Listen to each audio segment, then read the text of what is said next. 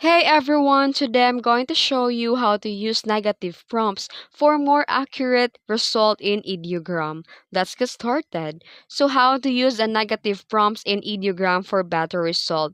The negative prompts helps remove or avoid unwanted elements in your AI generated image by telling the AI what not to include. First, open the Ideogram app on your phone and sign in using your Google account and write a prompt with clarity. Use a positive prompts to describe what you want in the image, like for this example prompt here. Then, add a negative prompts after the description. Use terms like no, without, or exclude to guide the image. Like this example prompts here.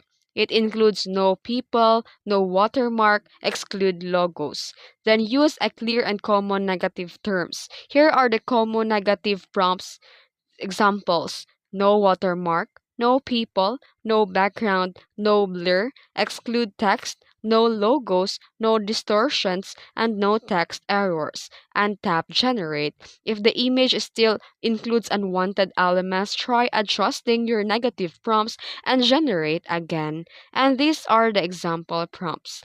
And tips for a better result.